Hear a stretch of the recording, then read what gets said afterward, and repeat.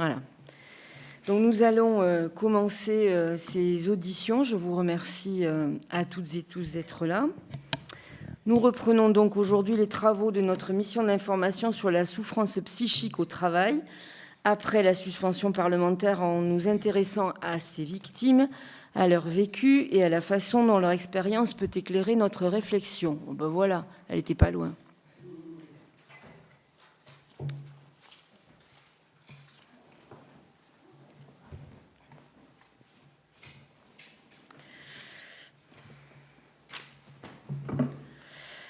Nous avons jusqu'à présent auditionné une sociologue du travail, Madame Danielle Linhart, et une psychanalyste, Madame Marie Peuzet, dont le réseau Souffrance et Travail a développé une expertise inégalée dans l'assistance aux personnes en souffrance professionnelle. La rapporteure a également conduit une série d'auditions d'experts, chercheurs, statisticiens et organismes de prévention pour affiner son diagnostic. Il était donc temps de recueillir la parole de celles et ceux qui ont traversé un burn-out et ont donc été les victimes de formes d'organisation du travail maltraitantes et souvent d'un management déficient.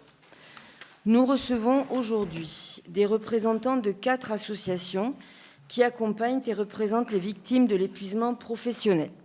Pour l'association France Prévention La Suite, Madame Sylvie Brière, présidente, et Monsieur Andy Barret. Pour l'association Les Ailes de Soie, Madame Virginie Offroy-Guignard et Monsieur Olivier Forger, coprésident. Pour l'association Stop Burnout, Mesdames Margaret Barcouda, présidente, et Edith Galli, administratrice. Pour l'UNAFAM, l'Union nationale des familles et amis de personnes malades et ou handicapées psychiques, Madame Emmanuelle Raymond, présidente, et Monsieur Jacques de Pesquidou, administrateur. Le constat d'une forte croissance de la souffrance psychique au travail ces dernières années est unanimement partagé et démontré par plusieurs études. Quelles en sont selon vous les causes ? Surtout, toutes les victimes se ressemblent-elles ? Notre mission s'interroge sur l'efficacité des mesures de prévention mises en place dans les entreprises. Malgré une réglementation robuste, la vigilance de la médecine du travail, l'action d'acteurs comme l'ANACT ou l'INRS, elles apparaissent le plus souvent défaillantes. Quel regard portez-vous sur la question ? Un autre de nos questionnements porte sur la prise en charge des victimes par le système sanitaire et le suivi dont elles bénéficient. Est-il à la hauteur des difficultés qu'elles rencontrent ? Les conditions de reconnaissance de l'épuisement professionnel en maladie professionnelle font aussi débat. Nous confirmez-vous que la procédure actuelle, hors tableau, s'apparente à un parcours du combattant ? Nous nous interrogeons enfin sur les conditions de la réinsertion professionnelle des victimes de burn-out. Comment, selon vous, pourrait-elle être facilitée ? Voici quelques-unes de mes interrogations qui sont partagées par mes collègues et auxquelles vous pourrez peut-être, chacun à votre façon, répondre. Je donne maintenant la parole à un représentant de chaque association pour une présentation liminaire d'environ 10 minutes, avant que notre rapporteur et nos collègues réagissent à vos interventions. Donc, en premier lieu, je vais donner la parole à Madame Sylvie Brière et Monsieur Andy Barret, respectivement président et membre de France Prévention La Suite.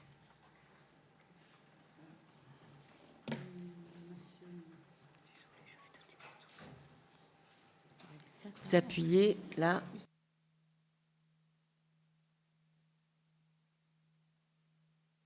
C'est caché par le godet.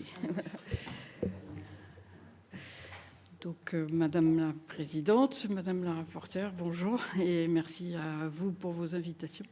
Alors, France Prévention La Suite, je vous en prie.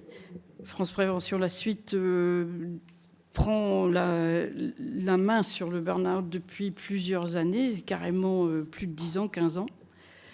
Donc, je vais vous donner le cadre de notre association qui a été créée en 2010 et nous sommes une association de loi 1901. Notre exercice est en général de faire de l'information sur les risques psychosociaux, mais on ne les appelle pas forcément directement risques psychosociaux. Alors, donc, nous n'avons pas d'engagement politique. Nous sommes dans une situation civique, j'insiste, parce que c'est souvent un peu difficile de rester dans ce cadre. Et puis, nous avons déjà travaillé avec beaucoup d'élus. Parfois, nous venons vous chercher. Et en général, on essaye d'être agréable. Parce que, en fait, le but, c'est de faire de la prévention. Et en général, nous essayons d'avoir une pédagogie avant tout, qui installe plutôt des solutions. Et après avoir lancé une alerte ou carrément été faire une campagne. Donc les principales campagnes que j'ai menées à partir de 2011 sont sur la pédocriminalité. C'était la première, ce qui n'est pas si simple. On ne nommait pas ça comme ça.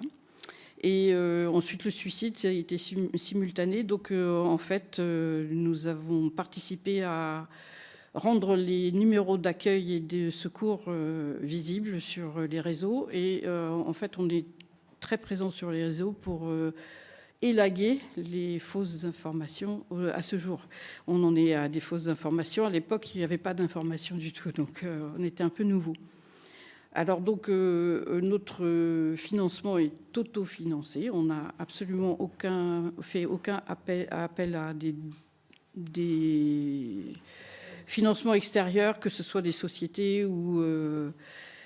voilà. On ne fait plus de demande d'adhésion. J'insiste sur le fait qu'on considère que nous sommes dans un profil de risque psychosocial, donc des gens atteints souvent par des difficultés assez âpres. Donc on continue quand même. Et donc, on n'a pas changé de sens, c'est toujours le même. On tient toujours le même discours. Donc, le discours principal, c'est l'information, la solidarité, le conseil. Et on estime qu'il est facile de donner un numéro de secours comme le 3114. Et on insiste à ce que ce soit un automatisme, et ça ne l'est toujours pas, même dans des associations répertoriées dans les risques psychosociaux à leur tour. Alors, on a aussi un petit souci depuis quelques années de cooptation sévère, dans le sens que des associations n'ont pas une capacité à être totalement libres de leurs actions, et on essaye aussi de nous proposer des déviations de notre sens premier. C'est pas trop facile, et ça donne le résultat de la désinformation que nous connaissons tous et sur laquelle on lutte également. Ces derniers temps, j'ai écrit plusieurs articles sur le sujet pour inciter à faire comprendre la transformation des mots, et surtout, après, la transformation des situations et des intentions.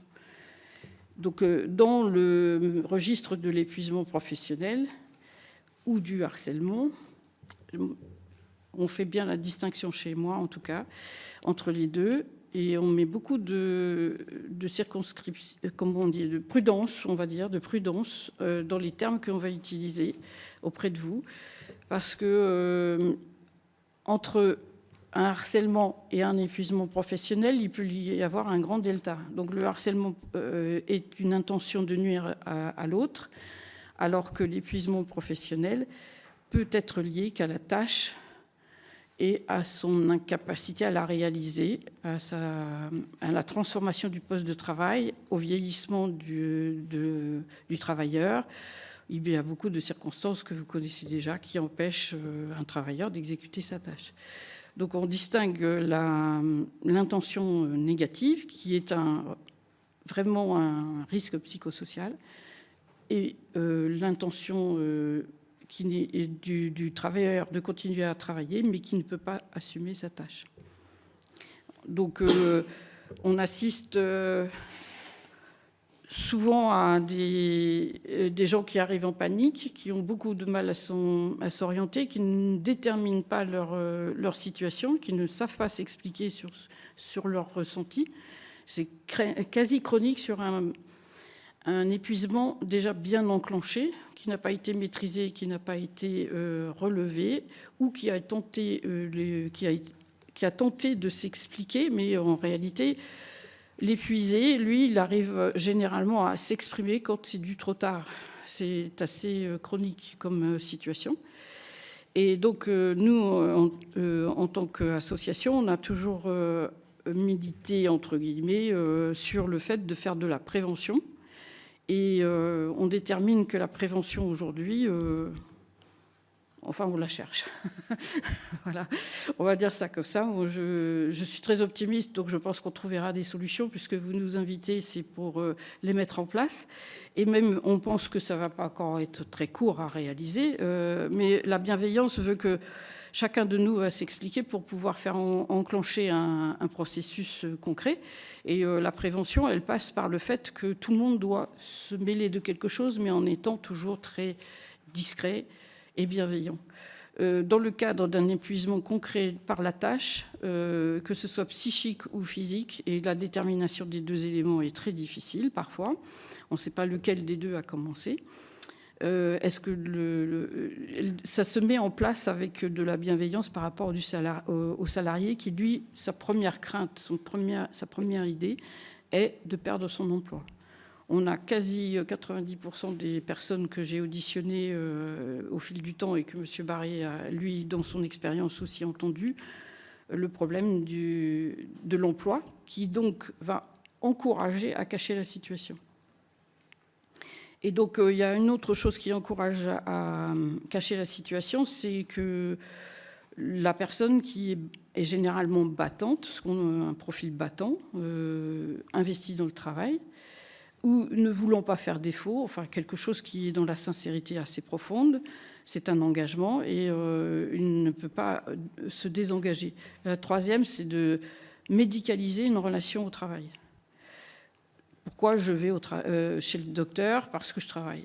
Cette disproportion c'est de la santé mentale dont je parle là, parce que la personne était vaillante, se disait avoir une carrière et finalement, dans son expression concrète et quotidienne, elle voit qu'elle dépérit, qu'elle n'assume pas, et elle se dit il va falloir que j'aille le dire à un médecin. Alors, si c'est le médecin de famille, c'est pas plus simple qu'un médecin inconnu. Et ensuite, il y a aussi une espèce de nébuleuse de déni où je ne sais pas trop, les psychiatres donnent des noms plus précis que les miens, à savoir que la personne dit je ne suis pas malade. C'est catégorique, quasiment. Hein. Quand il dit qu'il est malade, c'est que c'est trop tard, là aussi. Donc, les prémices d'un épuisement sont toujours la fatigabilité, l'irritation, des conduites addictives, des refus de prendre une pause, des justifications qui sont bizarres. Il y a toute une panoplie. Et cette panoplie de comportements, de postures, c'est très reconnaissable même par des gens qui ne sont pas spécialistes. Aujourd'hui, on a un petit peu avancé parce que les gens en santé mentale commencent à s'intéresser au sujet et les collègues, s'ils sont bienveillants, vont chercher des solutions. Là où on est un peu embêté, c'est que si on invertit le N+1, ça passe pas souvent la barrière du N+2. Ça doit tenir. Il faut fournir de la cadence, il faut fournir un travail, et puis on tire sur la corde. Alors, comme des deux côtés, ça tire sur la corde, le salarié, lui, décrochera totalement alors, son état relationnel, il est souvent quand même un peu difficile, autant envers lui qu'avec les autres. Mais là où il est le plus dangereux, c'est vis-à-vis de lui-même. Donc, si on voit un salarié qui commence à ne plus manger, ni aller prendre sa pause, aller simplement dans des fonctions naturelles, s'il fait plus de break de tout ça, s'il veut toujours rester plus tard, etc., c'est déjà un salarié, soit il fait de l'excès de zèle et là, il n'est pas fatigué, il est content, mais il peut aussi être dans un circuit de vouloir garder son travail à tout prix, quoi. Bon, ça, on a des exemples, je crois que c'est quasi tous les exemples, c'est ça ? Oui. Hein. Nous, ce qu'on rencontre, c'est ça. Alors, il y a plusieurs professions impactées. J'ai une petite liste. Il y a je serai plus longue certainement par un PDF pour vous, parce que j'ai une petite liste de métiers manuels en BTP, agents affiliés aux soins à la personne, les soignants, les enseignants, les agriculteurs, éleveurs, maraîchers, les politiciens et les délégués syndicaux, les entrepreneurs sans délégation, les métiers ubérisés, comme un chauffeur de taxi, un chauffeur routier à son compte, les sportifs, les personnes travaillant dans la finance. Et puis en fait, au final, on a une liste qui maintenant s'est étendue totalement. Et on ne sait même plus parfois où est le privé et le professionnel. Et ça, c'est plus embêtant pour déterminer une cause, enfin une maladie professionnelle. Ensuite, est-ce qu'on a des événements extérieurs qui jouent dans la situation? Oui, évidemment. Moi, j'ai relevé qu'au fil du temps, dans les 15 dernières années, au fil du temps, chaque fois, on me rajoute des choses du genre il y a la guerre, il y a l'électricité augmente. Enfin, c'est chacun son rapport à la vie courante. Il faut que j'aille chercher ma fille, et puis j'ai l'autre qui est là-bas. Et vous voyez, il y a une espèce de... Alors moi, ce que j'entends dans la part de ces gens qui ont témoigné, c'est que c'est un peu en vrac. Et c'est assez représentatif de la personne désorientée, parce que la désorientation est un grand problème chez la personne épuisée, qui s'épuise et qui devient gravement malade. Et puis, en général, j'assiste énormément sur le phénomène suicidaire, qui est dramatique parce que il n'y a pas d'avertissement souvent. Et ça, c'est plutôt difficile à vivre, hein, c'est incompatible, quoi. Et donc, on a d'un seul coup une famille qui allait bien et qui s'éclate d'elle-même parce qu'un père de famille ou une mère de famille... et alors... je vais rajouter des choses qui sont désagréables, mais les modes de suicide sont assez gores, comme on dit vulgairement. Hein. Ils sont souvent très inventifs. Hein. Alors donc, on a un effet de répercussion sur les secours, sur les familles, sur les enfants. Et ça, c'est quand même extrêmement important. Je vous en prie. Je vous en prie. On ne se rend pas très bien compte, ne vous inquiétez pas. Voilà. Donc ensuite, je vais... Ah, pardon. Oui. Je vais passer la parole à l'association Les Ailes de Soie, Madame Virginie Offroy-Guignard et Monsieur Olivier Forger. Oui. Merci, en tout cas, Madame la Présidente, Madame la rapporteure, Mesdames et Messieurs les sénateurs, Mesdames et Messieurs. Merci de nous recevoir, en tout cas aujourd'hui. Nous, on est plutôt fiers de venir partager notre expérience de terrain. Nous sommes une association loi 1901, créée il y a à peine 1 an et demi. Nous exerçons sur le territoire de la communauté urbaine de Grand Poitiers. Nous avons aujourd'hui une quinzaine de bénévoles investis auprès de nous, que ce soit des pairs d'expérience, nous appelons comme ça des pairs, voilà. C'est plutôt assez joli. Des personnes qui sont effectivement en sortie de situation de burn-out, des experts professionnels, anciens managers, anciens psychologues du travail, comme mon collègue qui s'est joint à moi aujourd'hui, Olivier. On a une soixantaine aujourd'hui déjà de bénéficiaires, après à peine 1 an et demi d'exercice, et une dizaine de professionnels aussi auprès de nous, avec une approche plutôt pluridisciplinaire. Nous exerçons à travers il y a 4 verbes d'action importants pour nous et qui sont un peu notre fil d'Ariane. À la fois, nous procédons à un travail autour de la prévention, nous orientons, nous créons les conditions pour partager et accompagner les bénéficiaires qui intègrent l'association. Nous avons un tout petit budget. À ce jour, nous n'avons pas de financement extérieur. Nous avons eu quelques mécénats, un budget de 1 500 € environ. D'où, effectivement, en tout cas, on a le sentiment d'être assez fiers d'être là aujourd'hui. Et ce qu'on a constaté, et la dernière enquête de l'empreinte humaine de 2024 le dit, c'est 1 salarié sur 2 qui serait en souffrance psychique au travail.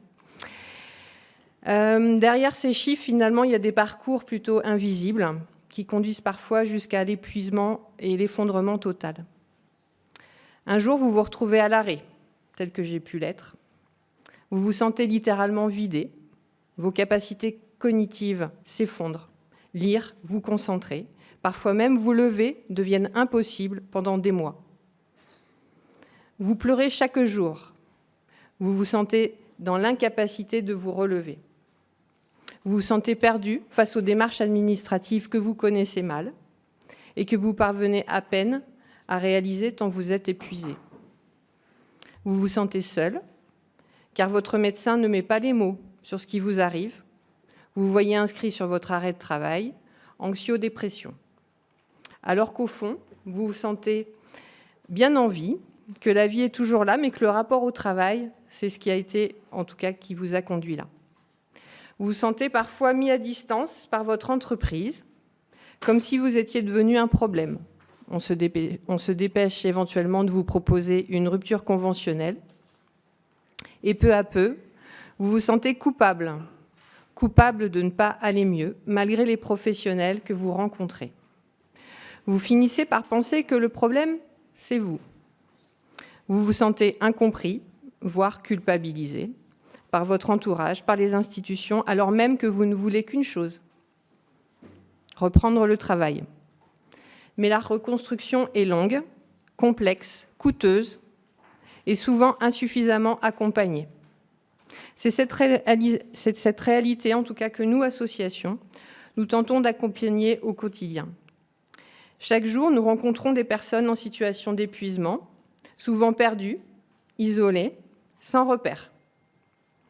Nous ne prétendons pas remplacer les dispositifs existants, mais nous jouons un rôle essentiel de trait d'union, de facilitateur. Concrètement, donc, nous orientons vers des professionnels identifiés, formés à la souffrance au travail, que nous avons pu nous-mêmes rencontrer et sélectionner. Nous orientons également vers des espaces relais reconnus, CHR, médecine du travail, assistants sociaux. Nous accueillons la parole et rompons l'isolement à travers, bien sûr, des groupes de travail, des groupes de parole, des permanences. Et nous accompagnons dans la durée sur des parcours pluridisciplinaires et articulés entre du collectif, de l'individuel, entre de la paire aidance et l'appui de professionnels.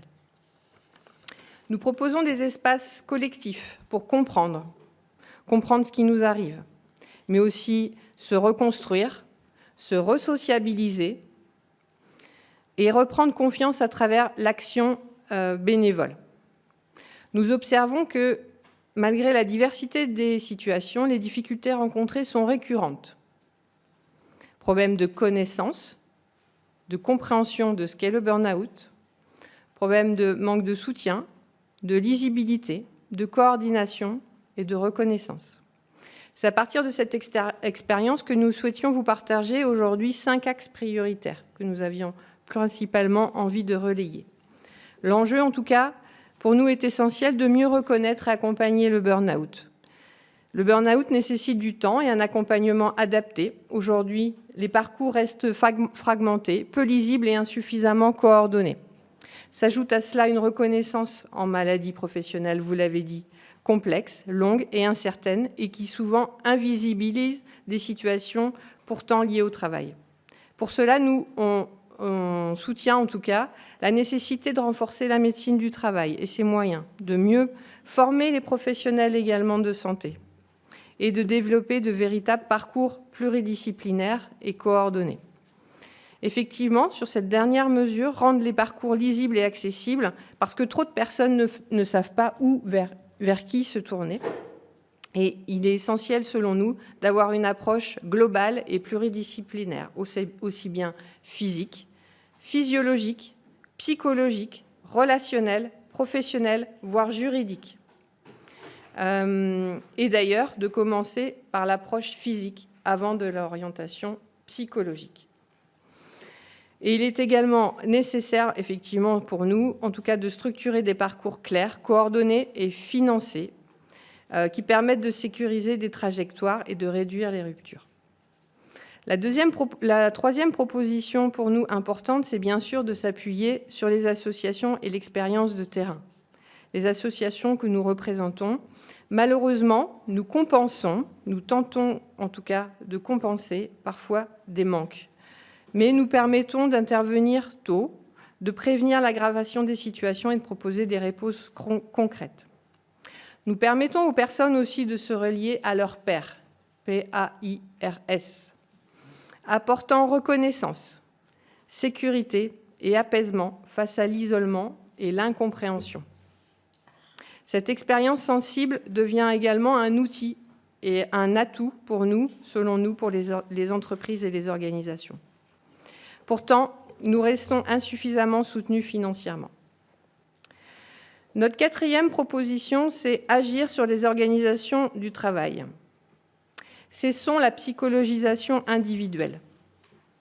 Le burn-out est souvent lié à des signaux non pris en charge, à une intensification de travail excessive, des conflits éthiques, des pratiques de management délétères et une dégradation de la qualité de vie au travail. La prévention passe par une réelle transformation des organisations. Et enfin, notre dernière proposition, faire de la prévention une réalité, qu'elle soit primaire, bien sûr, secondaire ou tertiaire. Les outils existent, mais ils restent trop souvent formels et peu intégrés dans les pratiques d'entreprise. Il est nécessaire de passer d'une logique de conformité à une culture de la prévention qui s'intègre effectivement dans les politiques RH et managériales. Donc, à travers ces 5 propositions, mieux reconnaître et accompagner le burn-out, s'appuyer sur les acteurs, favoriser la mise en œuvre de parcours libres, agir sur le travail et renforcer la prévention. Il nous semble, en tout cas, qu'il y a des enjeux majeurs sur ces 5 domaines. Mais au fond, la question, en tout cas nous qui nous taraude, c'est combien de personnes devront encore s'effondrer et errer sans que ces réalités soient pleinement prises en compte. Nous parlons ici de santé, mais aussi de travail, de dignité et de trajectoire de vie brisée. Je vous remercie.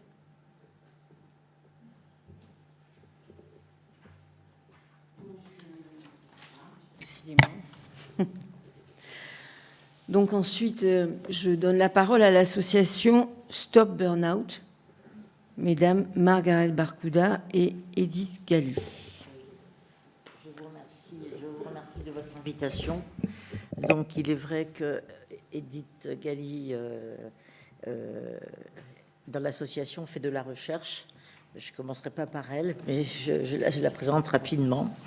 Donc l'association Stop Burnout agit depuis 11 ans.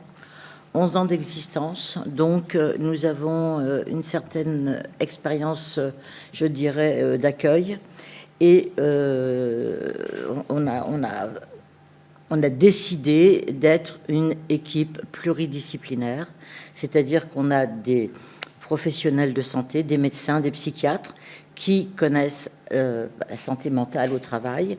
On a des psychologues. Moi-même, je suis psychothérapeute et psychoanalyste.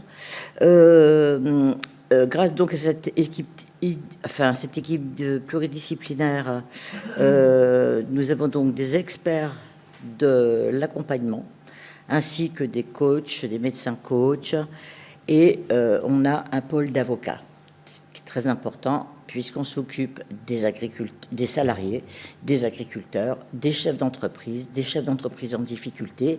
Et s'ils sont en difficulté, bien évidemment, leurs collaborateurs seront eux-mêmes aussi en difficulté. Donc, on agit avec toutes ces personnes et nous développons des actions de prévention, des soutiens de sensibilisation auprès des publics exposés, donc les salariés en priorité aussi, et aussi les agriculteurs. En lien avec la recherche en santé mentale menée avec l'ARS, puisque l'ARS nous subventionne et l'ARS nous confie des groupes de travaux pour la santé mentale. Et nous travaillons avec les chercheurs de l'Université de Nice-Côte d'Azur. L'association s'appuie aussi sur des outils et d'évaluation issus aussi de la recherche en santé mentale que Madame Edith Galli vous exposera, notamment sur son outil de mesure.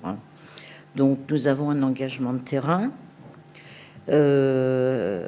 d'expertise, clinique et de recherche scientifique. Alors, notre association est fondée sur une approche globale et profondément humaine. Stop Burnout œuvre pour accompagner les personnes en situation d'épuisement professionnel ou en perte de sens, s'appuyant sur un travail en transversalité avec le réseau d'experts. Nous avons dans notre association, j'ai oublié de vous dire, et c'est très important, nous avons des coachs, bien évidemment, mais nous avons des personnes qui font des bilans de compétences et nous avons un pôle recrutement. Parce que si on ne montre pas un petit point d'horizon aux personnes atteintes de burn-out, elles ne peuvent pas espérer s'en sortir comme ça, parce qu'elles ont peur de perdre leur travail, et très souvent, ils ne veulent plus retourner dans leur travail, les gens atteints de burn-out. Donc, notre accompagnement débute par un accueil bienveillant. Lorsque cela est nécessaire, nous orientons la personne vers un psychiatre que nous connaissons. Si elle en a un, on lui laisse son psychiatre. Si tout va bien, il n'y a aucun problème là-dessus. Donc, afin de sécuriser son parcours et de poser aussi un cadre thérapeutique adapté. La personne est donc accompagnée par un psychothérapeute, un psychologue, dans un espace dédié à l'écoute, à la compréhension, à l'éveil de soi. Ce temps permet un travail en profondeur, favorisant la prise de conscience, la reconstruction et la clarification des besoins. Alors, il arrive aussi que la personne exprime le souhait de ne plus retourner dans son entreprise, de ne plus pouvoir supporter, regarder l'enseigne de l'entreprise. C'est l'origine de son burn-out. Donc, elle ne s'y sent plus alignée. Elle n'y a plus sa juste place. Parce qu'aussi, il faut savoir que quand on fait un burn-out, souvent ce sont les gens qui aiment le travail plus que tout, mais qui ne sont pas forcément à leur place. Voilà, vient alors le temps du coaching, orienté vers la projection, la restauration de la confiance et l'élaboration d'un nouveau projet professionnel. Ce travail est complété lorsque cela s'avère nécessaire d'un bilan de compétences permettant d'identifier les talents parce que tout le monde a du talent, et les ressources, les aspirations profondes, le cas échéant, d'orienter vers une formation adaptée et leur rendre surtout confiance. C'est durant les thérapies. Enfin, grâce à notre pôle recrutement, nous accompagnons la personne dans la concrétisation d'un nouveau projet. Soit il veut créer une entreprise, soit il veut retourner dans un autre emploi, donc on l'aide. Soit il a donc des aspirations profondes, et donc nous l'orientons bien évidemment, et on met en place, on le met en lien avec des personnes qui, en fait, peuvent être... et des formations qui peuvent être en cohérence, excusez-moi, avec leur parcours, leurs valeurs et leur équilibre. Ainsi, l'association Stop Burnout propose, bien sûr, un parcours sécurisé. Je voulais vous parler aussi des avocats que nous avons. Nous avons des avocats, et nous avons surtout un avocat en droit de la santé. Et cet avocat en droit de la santé, bien évidemment, on incite certaines personnes à aller vers la maladie professionnelle. Il faut voir dans quel état on les accueille. Donc, on les aide à faire cette demande. Même l'avocat en droit de la santé fait les lettres, bien chargé avec des documents, les documents annexes, etc. Ça part à la Sécu, ça part à Marseille pour nous, Et lorsque ça passe en commission, 4 mois après, quelquefois, c'est refusé. Donc, il y a contestation et on aide à faire la contestation auprès de la CPAM, et ensuite vient le temps d'une procédure que l'avocat du droit de la santé dépose au tribunal administratif. Et là, c'est le juge qui tranche. Et il y a des reconnaissances à ce titre-là. Voilà. Donc ça, c'est notre nouvelle façon d'aborder et d'aider les patients qui sont en burn-out. Et au moins, pour eux, ça ressemble à une justice. Pour eux, c'est une justice. C'est rendre justice à la personne qui souffre. Voilà. Donc, je vais laisser la parole à Edith de façon à ce qu'elle puisse présenter son outil de recherche. Oui, bonjour et merci de nous accueillir aujourd'hui. Alors moi je suis effectivement à l'association Stop Burnout et que j'ai rejoint il y a 2 ans un petit peu par hasard. On s'est retrouvés avec Margaret en fait dans une réunion sur la santé mentale, parce qu'il se trouve que je suis enseignant-chercheur à l'Université Côte d'Azur et donc je travaille sur le burn-out moi dans le cadre de mes recherches depuis déjà de nombreuses années, et en particulier j'aborde les choses sous l'angle de la charge mentale, et il se trouve que j'ai développé un outil d'identification en fait des facteurs dans les situations de travail qui peuvent conduire à moyen terme, on va dire, à des burn-out. Et c'est dans ce cadre-là que j'œuvre dans l'association, puisque du coup l'association déploie cet outil sur le terrain pour faire de la prévention, pour que les entreprises qui veulent avoir des actions de prévention puissent poser des diagnostics sur les situations de travail qui sont vécues par leurs salariés, et donc envisager des pistes d'action en amont pour justement éviter en fait que les situations deviennent trop critiques et puissent engendrer une souffrance au travail. Voilà, donc il y a déjà plusieurs personnes dans l'association qui sont formées à l'usage de cette échelle, puisque il faut savoir un petit peu, c'est pas simplement des additions de scores, il faut comprendre un petit peu ce que représentent les facteurs, être en mesure de les mettre en correspondance pour comprendre ce que vit réellement la personne, parce que comme dans n'importe quelle situation au travail, il existe des facteurs qui sont délétères, bien évidemment, c'est souvent de ces facteurs-là qu'on parle, mais il existe aussi des facteurs protecteurs, et donc il est bon de les identifier aussi pour de la prévention, histoire de s'appuyer sur ces facteurs protecteurs, voire de les développer pour faire en sorte d'améliorer les situations de travail en amont. Donc c'est le travail qu'on s'applique à faire, et je dois dire que pour moi, après des années de recherche, se dire que les éléments et les connaissances scientifiques que l'on a développées, que ça puisse servir à la société civile et à faire avancer les choses, c'est plutôt une satisfaction professionnelle. Merci. De toute façon, je pense qu'on reviendra après avec les questions sur... Je rajouterai quelque chose, c'est qu'en fait, Edith, actuellement, est en train de travailler sur l'outil de mesure pour les agriculteurs. D'accord. Voilà. Je pense qu'on y reviendra dessus. Merci beaucoup. Et donc, maintenant, la parole à l'UNAFAM.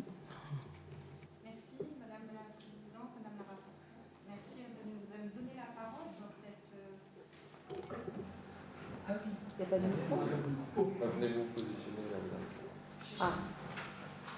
Oui, devant. Oui. Général, c'est pas à gauche. Merci.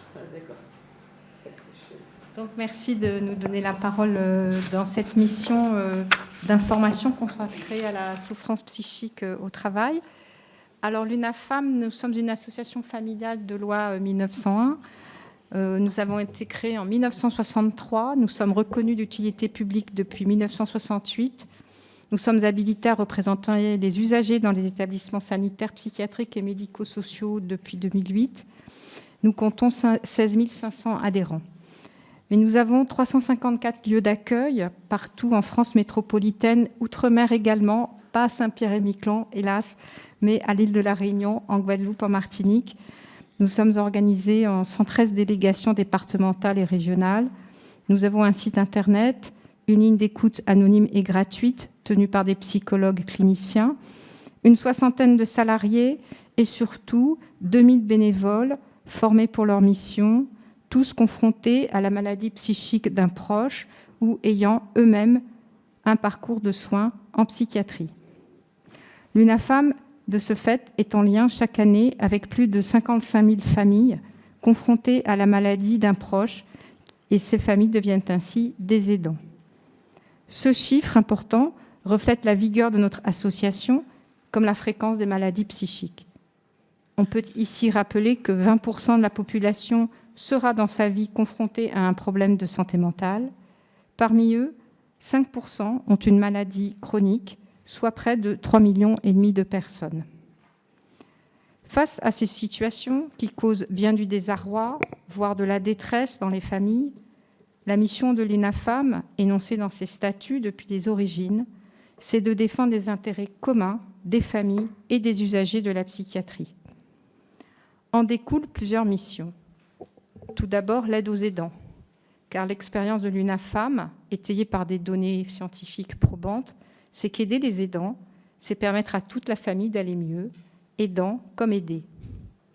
Pour cette raison, nous avons plus de 450 groupes de parole dans nos délégations départementales et organisons de nombreuses formations dédiées aux aidants, gratuites et soutenues par la CNSA. En 2025, plus de 10 000 personnes ont ainsi été formées.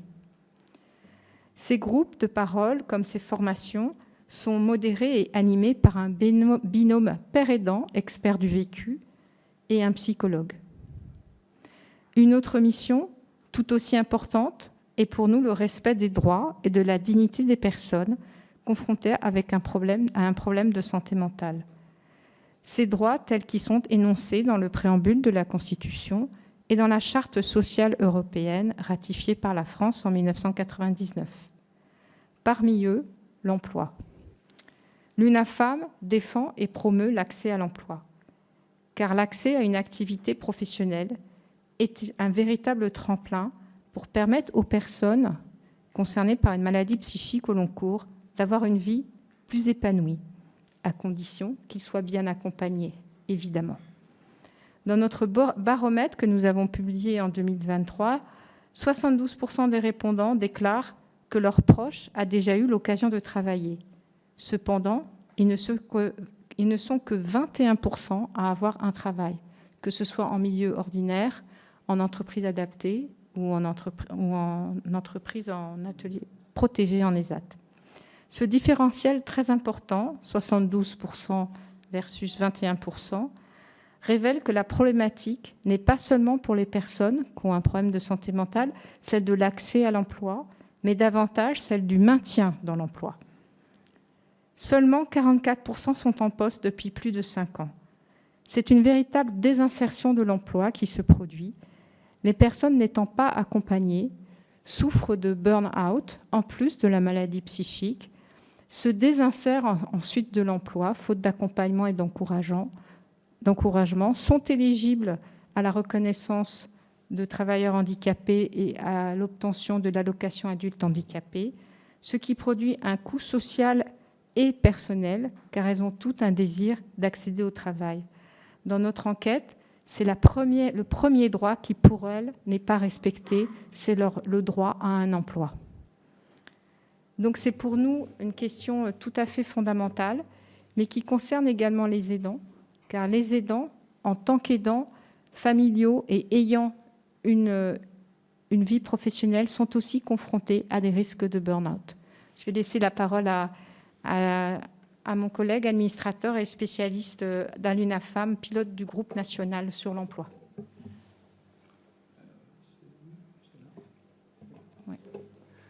Oui, merci Emmanuel. Je voudrais vous faire part très rapidement déjà d'un premier chiffre qui vient d'un baromètre de Malakoff Humanis de 2025, les causes de la dégradation de la santé mentale liées à la sphère professionnelle ou personnelle. Donc 26% des personnes répondent que c'est strictement pour des raisons professionnelles, qu'elles ont une surcharge ou une dégradation de leur santé mentale.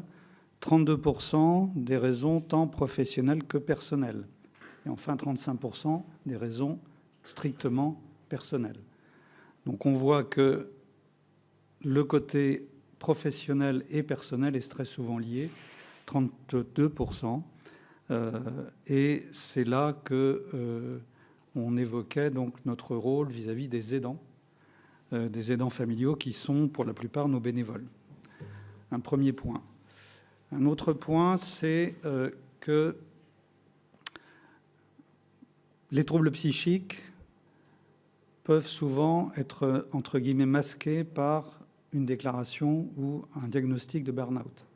C'est-à-dire que le burn-out peut être considéré, alors je parle avec beaucoup de guillemets, comme plus socialement acceptable que d'évoquer, vis-à-vis de son employeur, par exemple, un trouble psychique de type dépression, bipolarité ou schizophrénie.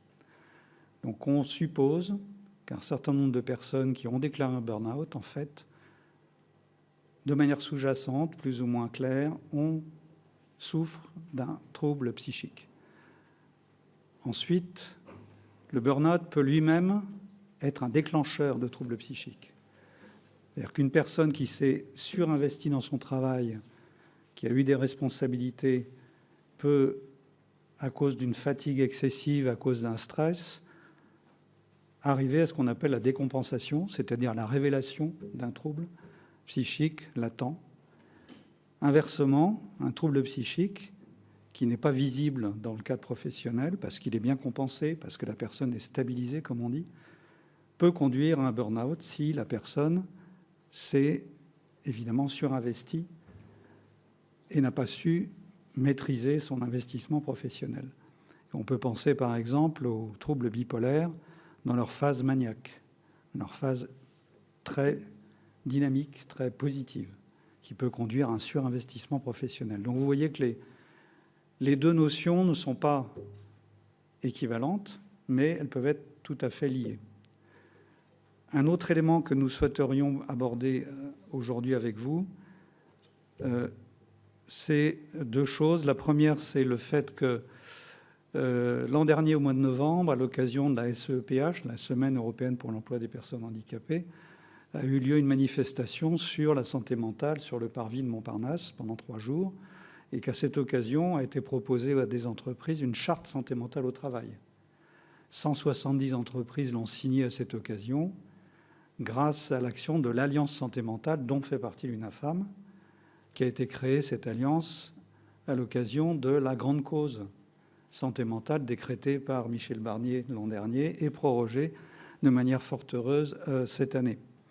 Il nous semble qu'il serait intéressant que cette charte, qui n'est pas très engageante pour les entreprises, puisqu'elle repose sur 4 principes, avec des engagements mais non chiffrés, par contre, s'engager à faire de la sensibilisation, s'engager à écouter, s'engager à accompagner sur 3 ans, pourrait être très largement promu auprès des différents réseaux d'entreprises, de manière à diffuser la culture de la prévention et de l'accompagnement sur la santé mentale et donc sur le burn-out également dans notre esprit d'ici la fin de l'année, puisque à la fin de cette année, la grande cause santé mentale aura cessé ses effets. Par ailleurs, il a été évoqué tout à l'heure, 2 secondes, excusez-moi, il a été évoqué tout à l'heure la reconnaissance du burn-out comme maladie professionnelle. C'est un vrai sujet. Actuellement, les troubles psychiques et le burn-out en particulier sont hors tableau, effectivement. Pour qu'un conseil médical reconnaisse cette maladie, enfin le burn-out comme une maladie professionnelle, il faut un taux d'IPP de 25%, ce qui est beaucoup trop élevé puisque ça correspond très souvent à une incapacité totale de se rendre même à son travail. Donc il nous semble qu'il y aurait un examen à faire de ce taux qui, selon le type de trouble, pourrait être modulé à la baisse, évidemment, selon qu'on est sur un burn-out léger, excusez-moi pour l'expression, ou sur un trouble psychique avéré et grave. Puisque aujourd'hui, et en particulier bizarrement dans la fonction publique, il est beaucoup plus difficile de faire reconnaître une affection de type burn-out ou trouble psychique que dans le privé, où c'est déjà pas facile. Donc il y a aussi à, je pense, moduler, revoir,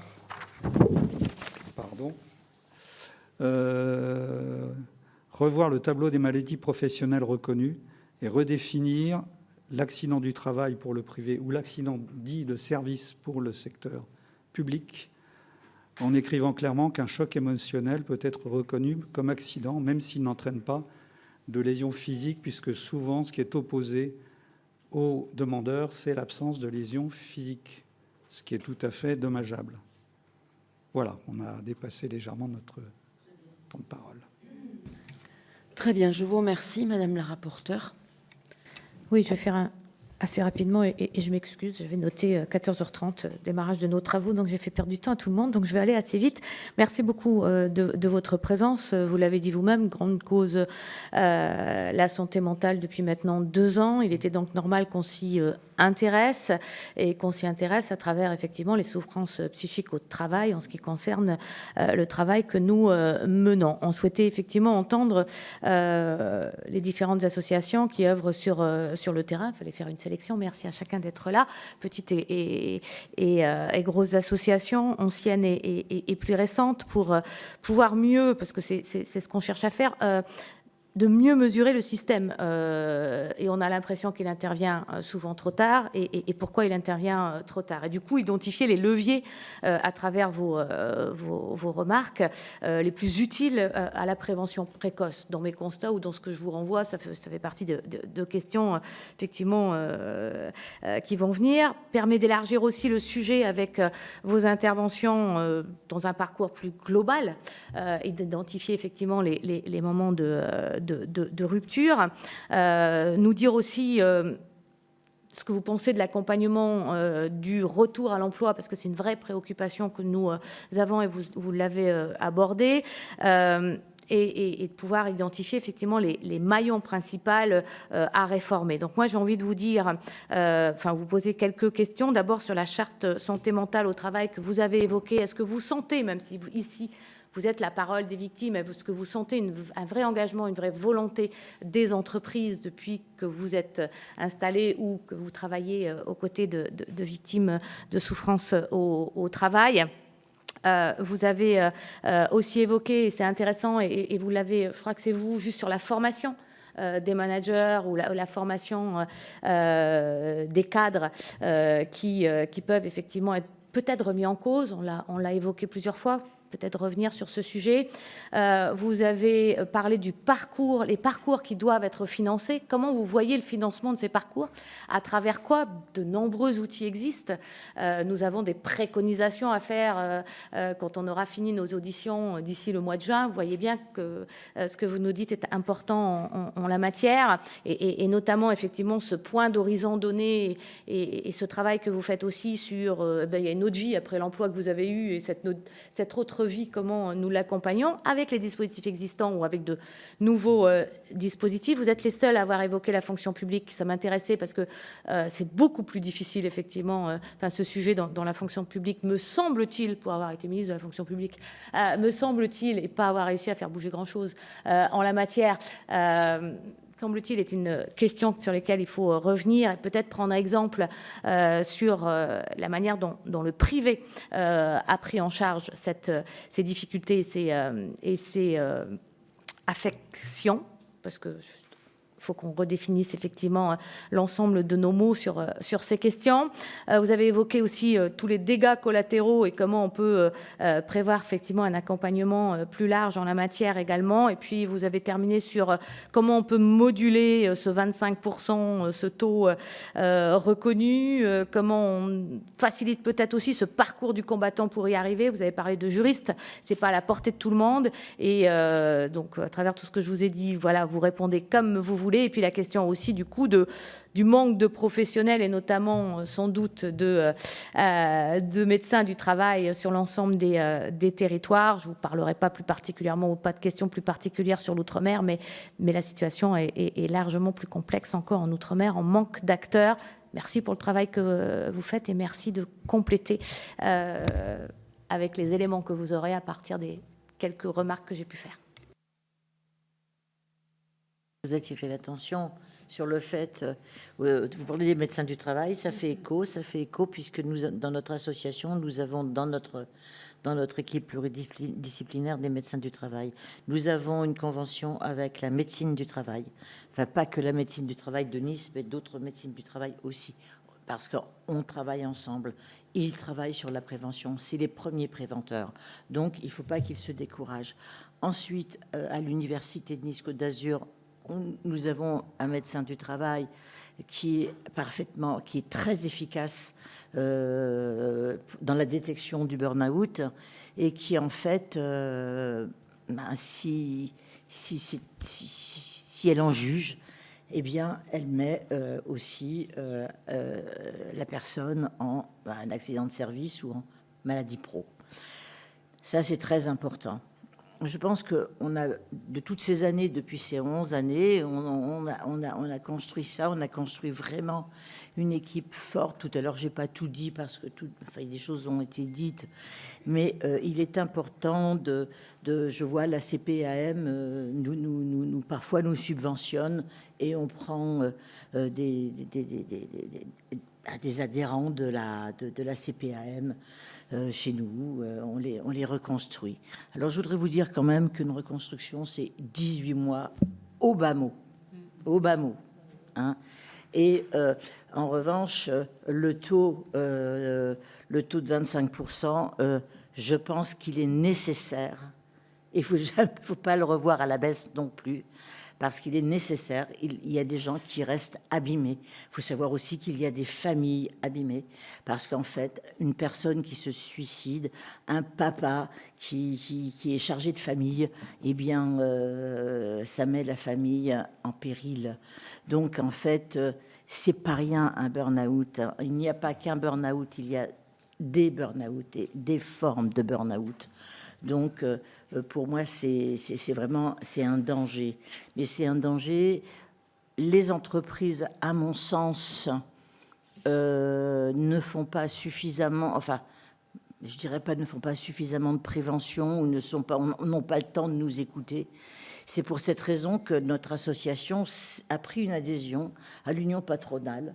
Parce qu'en fait, il faut aussi que l'on travaille auprès des chefs d'entreprise qui, eux aussi, ont une charge mentale, qui, eux aussi, font aussi du burn-out, font un burn-out, et aussi, ça descend dans les équipes. Donc, quand les équipes sont pas bien, même avec un management, donc on a beaucoup élargi notre réseau.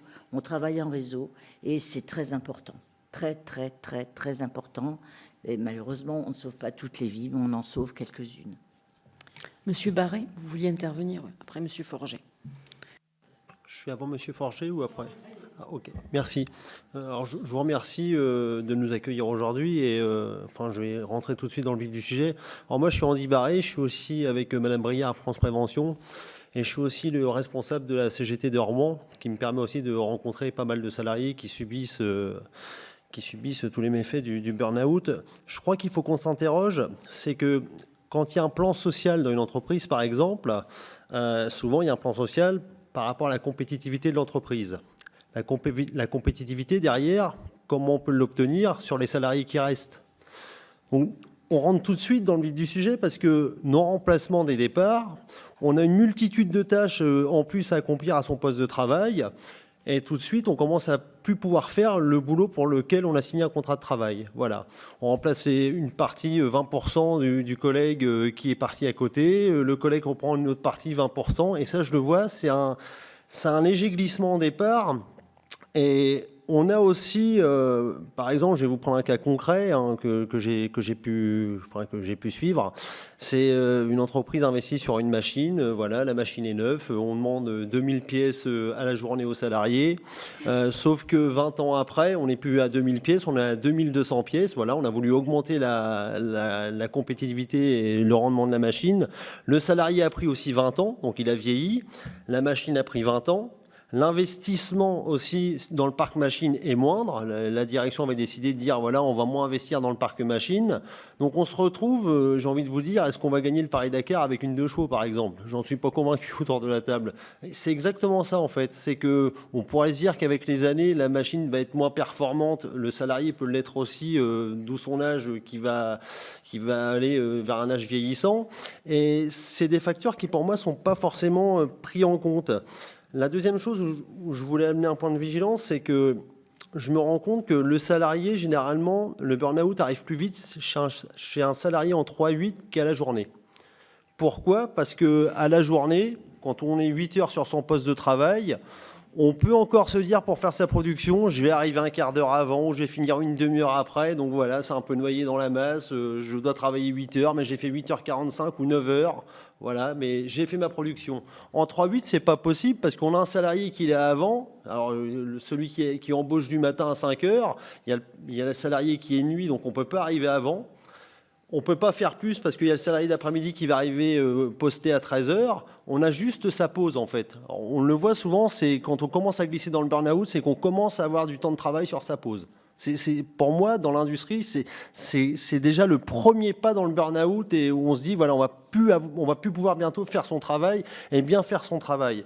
Alors, c'est vraiment bien de parler du burn-out, mais c'est comment on peut l'éviter, le burn-out, en fait. Moi, je crois que c'est ça la véritable question. C'est comment on peut éviter d'arriver dans le burn-out. Je l'ai entendu tout à l'heure et je suis content parce que je dis, mais je pense qu'on devrait avoir un peu plus de prévention sur les managers et les responsables. Je pense que c'est pas assez suffisant. Je trouve aussi que l'écoute, enfin une réelle écoute et la prise en compte des salariés dès la première alerte au niveau de la direction. Voilà, je trouve que c'est beaucoup trop léger. Il y a beaucoup trop de laxisme au niveau des directions en disant bon c'est pas grave, on va s'adapter. À la limite, va voir le médecin du travail, une infirmière du travail. C'est généralement ça ce que dit une direction à ses salariés. C'est pas normal. On devrait tout de suite avoir une alerte et avoir une vigilance doublée. Et on a des secouristes au travail. Je pense que, alors je sais qu'il y a des choses qui se font, qu'il y a des formations, mais on devrait presque avoir une obligation au niveau des entreprises d'avoir des secouristes mentaux aussi. Voilà, avoir des collègues qui pourraient détecter tout de suite des facteurs chez un salarié en disant il change de comportement, il y a quelque chose qui ne va plus, il m'a alerté, et que la direction prenne vraiment conscience que quand le secouriste mental vient porter un élément factuel, avoir une réelle prise en compte. Moi, je pense que des gens pourraient peut-être déjà éviter d'avoir des burn-out par la suite si on se mettait tous autour de la table. Mais généralement, alors pourquoi pas aussi, imaginez, mais quand une entreprise en France fait un plan de licenciement, je pense que l'État, à un moment, devra mettre aussi les moyens en disant, voilà, là, c'est des salariés, ceux qui vont rester, on devrait les regarder avec un peu plus d'attention parce qu'ils vont avoir plus de charges de travail, naturellement, pour maintenir la compétitivité. Moi, je crois que c'est déjà un premier facteur. Déjà, si on pouvait suivre un peu plus sérieusement les entreprises qui licencient en France, parce que la compétitivité va toujours avoir lieu pour l'entreprise, c'est normal, parce qu'il faut qu'elle puisse vivre, mais elle se fera sur le dos de ceux qui restent, en fait. Et je pense que là, on devrait avoir un gros point de vigilance dès qu'il y a des licenciements en masse dans des entreprises en France. Voilà, j'en ai fini et je vous remercie encore de l'intention que vous nous avez apportée aujourd'hui. Merci à vous. Monsieur Forger. Oui, je voulais revenir sur deux questions. La première sur les parcours de rétablissement et puis la deuxième sur le débat autour de la reconnaissance en maladie professionnelle. Donc sur la première, effectivement, on l'a souligné, on est plusieurs à l'avoir souligné, la reconstruction post-burn-out, pour les personnes, c'est une vraie errance, c'est une vraie solitude. Les personnes sont seules, ils sont seuls avant, ils sont seuls après, ils sont seuls tout le temps. Et là, le rôle des associations, avec la mise en lien qui se fait, et notamment avec la connexion avec les pairs, elle est essentielle. Et nous, on le mesure vraiment sur le terrain. Il y a une plus-value, mais c'est énorme. Donc, bien sûr qu'il faut des experts sur le sujet. Et c'est pour ça que nous, on a essayé de construire un modèle alliant les deux. Moi, je suis psychologue du travail de formation et ma collègue a vécu un burn-out. Et donc, c'est comme ça qu'on essaie d'approcher cette question-là en hybridant un peu nos savoirs sur le sujet. Et donc, la personne est seule, elle doit construire son parcours toute seule, son parcours de soins, de rétablissement toute seule. Et imaginez dans la situation d'épuisement qui a été décrite sur le plan physiologique, neurologique, sur le plan psychique, sur le plan physique, c'est administratif, juridique, etc. C'est terrible. C'est terrible. Et ça rajoute de l'épuisement à l'épuisement.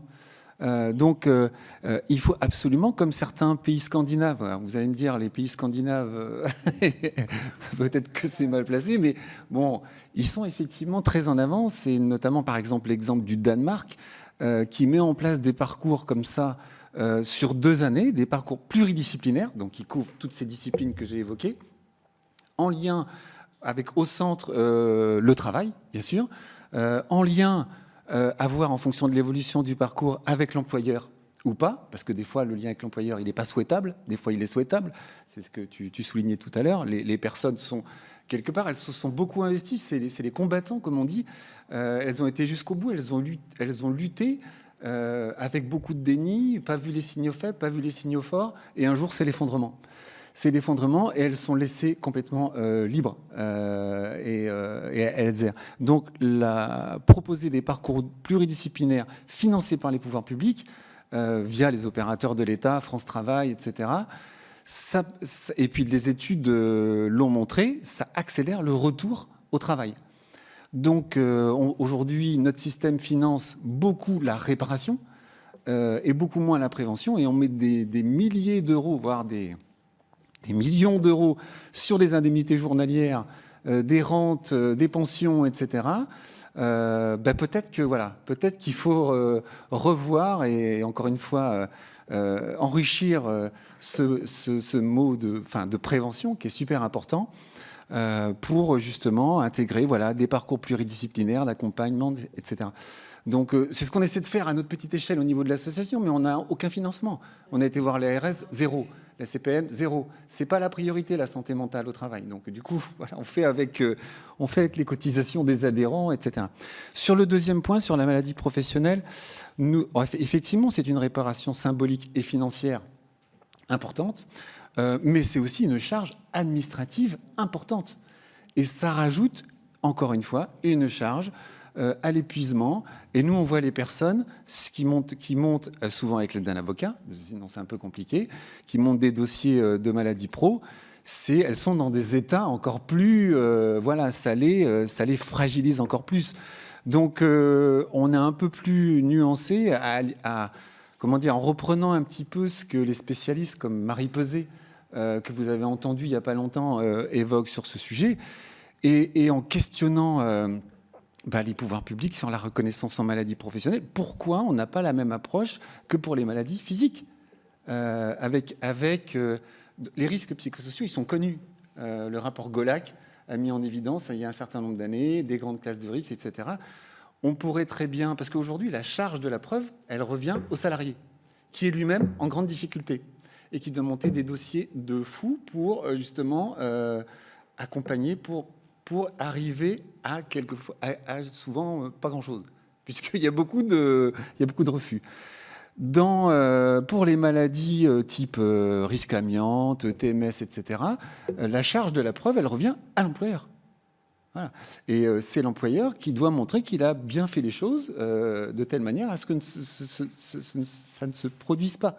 Donc c'est plus le lien entre souffrance psychique et travail dès le médecin généraliste qui a du mal à indiquer sur le certificat médical initial le lien avec le travail. Nous, on le voit tous, on leur demande, la première question qu'on leur demande, c'est qu'a indiqué le médecin généraliste sur votre certificat médical initial? Parce que ça commence là, le processus. Et très souvent, c'est ce que tu disais, trouble anxio-dépressif. Aucun lien avec le travail. Je schématise un peu, mais très, très, très, très souvent. Donc ça commence là, la reconnaissance, Et le lien entre travail et souffrance psychique, ça commence dès là. Et ça commence même avant. Ça commence bien sûr avant. Ça commence dans l'entreprise. Bien sûr, meilleure formation des médecins du travail et des acteurs de santé, etc. Donc voilà, c'est plus ce lien-là et peut-être un mode d'appréhension différent. Merci. C'est dommage, on ne peut pas discuter plus longtemps, mais c'est peut-être aussi compliqué pour le médecin, dans un premier temps, de dire que c'est lié au travail. Je ne sais pas, hein, je me fais l'avocat du diable. Je me dis, non, il faut que je passe la parole aux autres, excusez-moi. Madame Galli. Oui, merci. Donc, je vais rebondir sur ce qui vient d'être dit et puis sur vos dernières paroles aussi.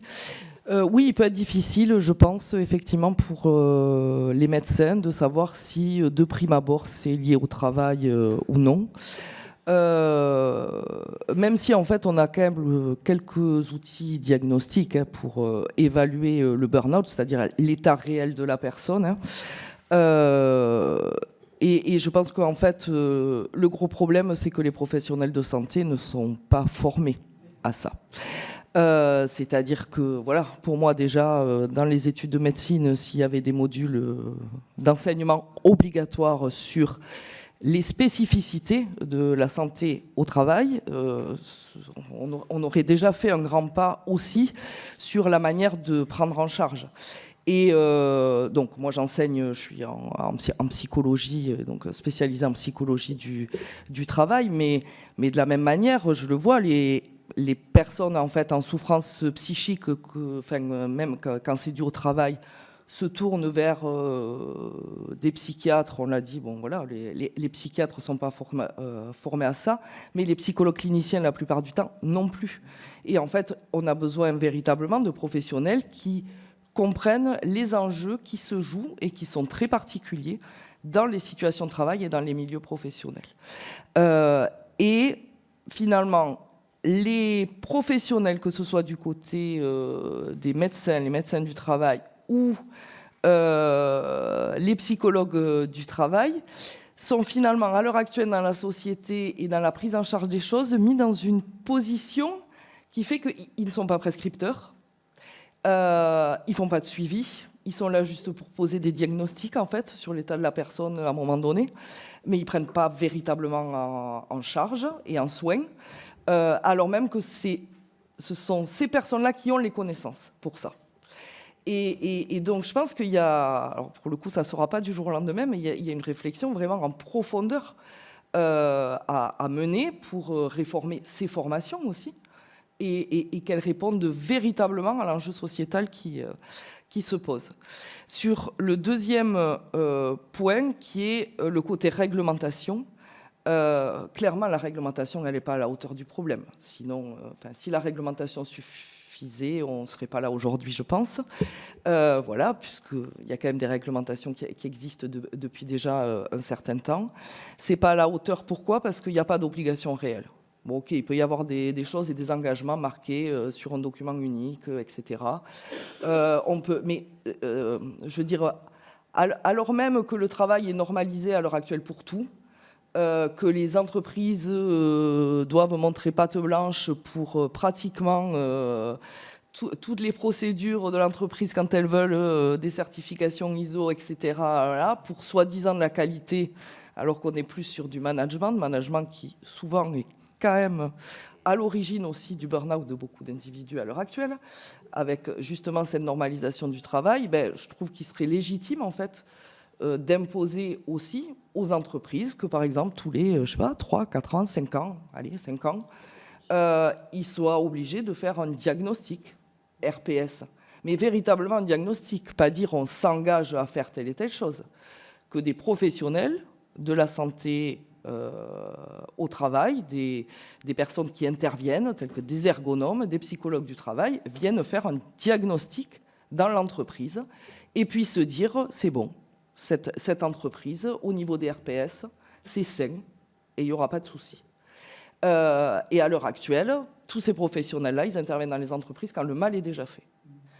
Quand la direction est saturée et qu'ils se disent « Waouh, en fait, là, on a trop de cas », ils font intervenir des professionnels. Mais en fait, c'est trop tard. Parce qu'après, casser totalement une organisation du travail pour récupérer les choses, c'est hyper compliqué. Donc il faut intervenir en amont. De mon point de vue, la seule solution, c'est qu'il y ait cette obligation de diagnostic régulièrement et pour qu'on puisse mettre le doigt sur ce qui pose problème et agir de suite. Très bien. Madame, monsieur, Oui, quand vous voulez. on va vous parler donc de la charte de santé mentale. Alors la charte de santé mentale, elle est très intéressante pour nous. Pourquoi ? Parce qu'elle part d'un principe. Ça, c'est un effet collatéral positif du Covid. Depuis la pandémie, on sait tous que nous avons une santé mentale. Donc une charte de la santé mentale au travail, c'est reconnaître que nous avons tous une santé mentale. Et c'est lutter contre la psychologisation des difficultés qui a été mentionnée par ailleurs, pour dire que c'est l'environnement. On peut créer un environnement favorable à une bonne santé mentale. Donc certes, cette charte ne comprend pas d'indicateurs, ne comprend pas de... il n'y a pas d'obligation financière, mais c'est un engagement qui nous semble pour nous très important. Un, on a tous une santé mentale, et deuxièmement, pour les aidants qui sont dans des situations familiales complexes, c'est important qu'il y ait une bonne santé, que l'environnement au travail par les managers et la direction soit le meilleur possible. Et pour les proches qui ont un handicap psychique, elles seront en bonne santé mentale au travail à 2 conditions. Qu'ils se signalent comme ayant une RQTH et donc ayant une maladie psychique chronique. Beaucoup ne le signalent pas car ils ont peur de perdre leur emploi. Et si on annonce qu'on fait une charte de santé mentale au travail, on va libérer la parole, cesser de stigmatiser. Donc nos proches pourront aller voir le référent handicap et demander, en accord avec le médecin du travail, un aménagement de leur poste. Et deuxièmement, cet aménagement de leur poste au travail il pourra bien se produire grâce à un environnement au travail favorable pour tous. Nous, on dit toujours que c'est gagnant-gagnant. Si le référent handicap accompagne bien une personne qui a un handicap psychosocial, tout l'environnement au travail pour tous les employés du collectif de travail sera amélioré. Voilà. Oui, juste pour compléter, je voulais citer un certain nombre mais très rapidement, de dispositions qui existent déjà, mais qui conviendraient de renforcer. L'obligation pour toute entreprise ou employeur ayant plus de 250 salariés d'avoir un correspondant handicap ou un référent handicap. Elle est effective, simplement, de par mon expérience, très souvent, c'est une personne qui est désignée pour faire ça en plus de son travail. Donc elle aura au mieux 10% de son temps à consacrer aux problématiques de handicap, donc n'aura pas le temps de s'investir dans la mise en place d'actions, de détection, de formation, etc. Deuxièmement, il y a une formation qui s'appelle les PSSM, les premiers secours en santé mentale, qui a un certain succès, c'est sur 2 jours. Ça permet de détecter les signaux et de savoir comment réagir en cas de crise. Donc pour l'avoir faite moi-même, c'est bien, mais c'est vraiment pour gérer les crises, ce qui est déjà pas mal. Par contre, pour détecter au mieux les signaux faibles et savoir comment anticiper la crise, comment accompagner la personne vers... Alors, la méthode, ça s'appelle aérer. Et le R, c'est orienter vers un professionnel. Donc très bien. Mais néanmoins, je pense qu'elle devrait être élargie à un accompagnement pour le maintien en emploi, pour l'accompagnement du collègue, du salarié, pour qu'il évite justement d'en arriver à une crise ou une décompensation. Néanmoins, c'est une formation qui mérite d'être davantage développée. Ensuite, je voulais citer les pères aidants, ça a été évoqué. S'agissant de la santé mentale et des troubles psychiques et du burn-out, c'est vraiment très précieux parce qu'une personne qui souffre de ce genre de difficultés, si elle sait qu'elle a pas loin un collègue qui est officiellement désignée comme ayant déjà eu ce genre de difficultés, eh bien, elle sera plus encline à se confier à lui plutôt qu'à un responsable de service, même une DRH ou même un médecin du travail. Pour ce faire, il y a des DU un peu partout en France, des DU de formation de pères aidants. Simplement, ils ne sont pas gratuits. Ils sont entre 2 000 et 3 000 euros. Donc, tout le monde ne peut pas y accéder. Tout le monde n'a pas un CPF qui peut mobiliser. Tout le monde n'a pas les moyens d'accéder. Pour autant, c'est vraiment, je pense, une fonction d'avenir dans le domaine de l'entreprise, dans le domaine du travail. Quatrièmement, il y a un dispositif qui s'appelle l'emploi accompagné, qui est réputé pour permettre l'accès à l'emploi de personnes handicapées, mais également le maintien en emploi. Et s'agissant des troubles psy et du burn-out, on a vu qu'un des enjeux, c'était le maintien, éviter la désinsertion professionnelle. Donc l'emploi accompagné se développe. Simplement, il a des limites en termes de budget, mais également en termes de coach, puisqu'on parle de job coach, de coach bien formé. Il y a des régions où il est difficile de trouver la structure qui a les bons coachs compétents. Néanmoins, ça reste un dispositif qui n'est pas très vieux, qui a 5 ans maximum, qui a fait ses preuves à l'étranger, qui commence à faire ses preuves en France et qu'il faudrait pouvoir développer davantage. Dernier point, il y a un dispositif qui a été mis en place par Pôle emploi qui s'appelle HandiMatch. HandiMatch, c'est le fait que des entreprises se déclarent officiellement favorables à recruter des personnes en situation de handicap. Il s'agirait que ça soit un peu plus développé. Ça permet à des personnes demandeuses d'emploi d'afficher sur leur CV qu'elles ont un handicap, voire une RQTH, sans risquer d'être tout de suite, que leur CV aille tout de suite à la corbeille. Donc c'est un dispositif qui mériterait d'être développé. Je voudrais également rebondir sur les axes qu'on pourrait imaginer pour une prévention réelle du burn-out. Donc j'en ai indiqué un certain nombre, et je ne prétends pas qu'ils sont exhaustifs, mais le premier axe, ça serait la régulation de la charge de travail, comme disait M. Barré, c'est-à-dire qu'à un moment, les personnes sont surinvesties dans leur travail, ou alors elles sont contraintes d'être surinvesties par la productivité attendue sur leur poste, et il faut que l'employeur arrête de demander plus avec moins, évidemment, mais également qu'il y ait des alertes qui soient mises en place, par exemple via des points hebdomadaires avec le chef de service, le contremaître, enfin ça dépend de l'organisation. Dès qu'un salarié ne parvient plus à remplir les tâches attendues, c'est qu'il y a un signal, a priori il veut bien faire, s'il n'y arrive plus, c'est qu'il a peut-être un début de difficultés sérieuses. Ensuite, c'est le soutien managérial, évidemment, et ça vaut pour les troubles psychiques aussi bien que pour le burn-out. Quand nous, UNAFAM, faisons des sensibilisations, on vise avant tout les chefs de service. On vise les DRH, on vise les services ressources humaines et les correspondants handicap, mais on vise beaucoup les chefs de service. On a même édicté, avec l'aide du FIPHFP, si je me souviens bien, un guide à l'usage des chefs de service pour le ministère de l'Intérieur, voilà, pour vous donner une idée, parce que c'est par eux que ça va passer, ceux qui sont plus proches du terrain et qui voient au quotidien les salariés. Donc il faut les former à l'empathie, aux signaux faibles, pour repérer un changement de comportement, et il faut qu'il y ait également un droit à l'erreur.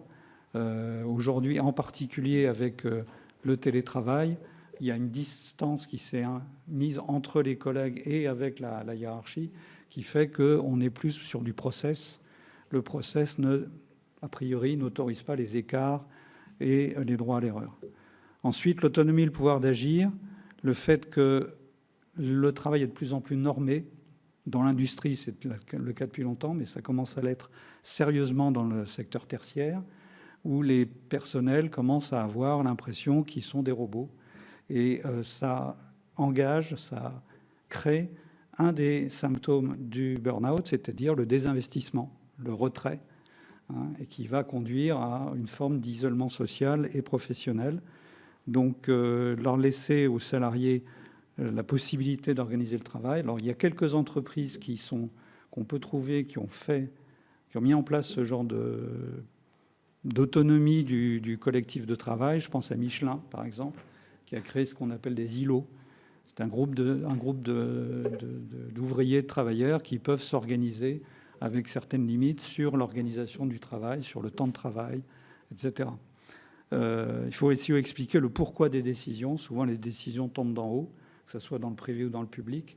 Et le salarié, même le cadre, n'a pas son mot à dire et n'est plus qu'un exécutant.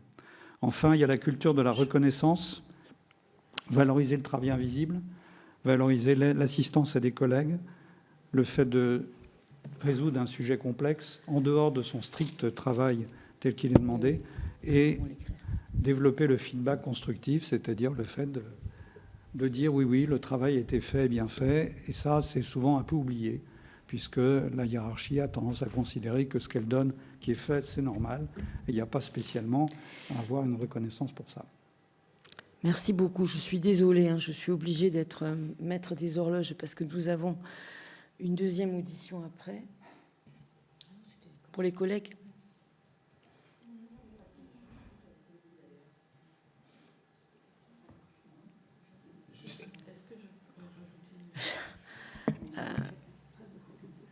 Je crois qu'on a une autre, ouais. Alors vraiment, mais c'est 1 minute chacun. Je suis désolée. Sur la question sur la formation des cadres, bon, j'en ai monté pas mal dans ma longue carrière RH. C'est vrai que schématiquement, elles sont trop théoriques et trop hors sol, trop désincarnées et pas suffisamment proches du travail réel, du travail vivant. Et une manière, on commence à l'expérimenter à notre niveau, une manière de s'en rapprocher du travail vivant et de pouvoir aider les cadres à mesurer ce qui se joue dans le travail sur le plan psychique, c'est effectivement d'introduire l'expérience sensible, c'est-à-dire par exemple, la pérédance, via les témoignages dans des formations, d'arriver à trouver des articulations. On voit effectivement la portée du témoignage qui crée de l'émotion et qui crée des passerelles avec les managers. Alors, on en est au début, encore une fois, mais peut-être que c'est une modalité à explorer. Très bien. Vraiment, les 2 dernières minutes. Je vais faire très court. J'essaye en tout cas. Voilà, ça c'est ce que j'ai fait paraître il y a 10 ans, qui est un protocole de prévention.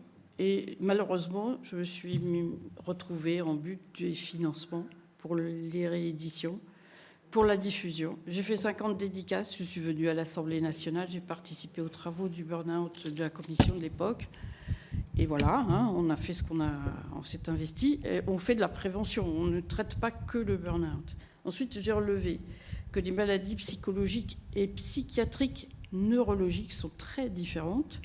C'est peut-être là qu'il y a quelque chose à chercher également. Neurologiquement, c'est physique, c'est détectable et c'est quantifiable. Et c'est déjà installé, mais souvent. Et puis, il y a des maladies qui se développent au niveau de la santé mentale à un certain stade, à l'âge, et aussi par des psychotropes, drogues, etc. La drogue, ça peut aussi être de l'alcool et de la cigarette. Ensuite, on a vraiment une évidence, c'est que quand vous n'avez plus d'essence dans votre voiture, vous ne la faites pas démarrer. L'épuisement, c'est exactement ça. Quand on arrive au burn-out, on en est là. Donc, ne demandez pas à cette personne d'aller chez le médecin. Elle y arrive. Et encore moins chez un avocat. Après, si une maladie n'est pas reconnue professionnelle, la démarche du salarié ne peut pas aller vers sa sauvegarde professionnelle. Et la dernière, c'est que le burn-out est malheureusement un sujet de conflit sur le terrain entre les employeurs et les employés. Et c'est quand même ce qui rebute la prévention. Juste, je me permets, on a renseigné votre questionnaire. Est-ce qu'on peut vous l'envoyer ? Alors, j'allais terminer là-dessus. Voilà. Tu veux conclure ? Voilà. Donc, moi, je vous remercie infiniment. Je pense qu'on aurait pu passer 1h30 de plus avec vous. Ouais, je suis désolée. Voilà. Ouais, je suis désolée. Bon. Voilà. Donc, on continue. Donc, on compte sur vos contributions.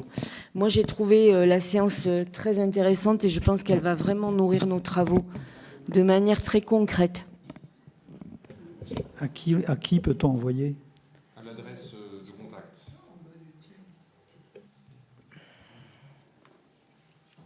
Merci infiniment.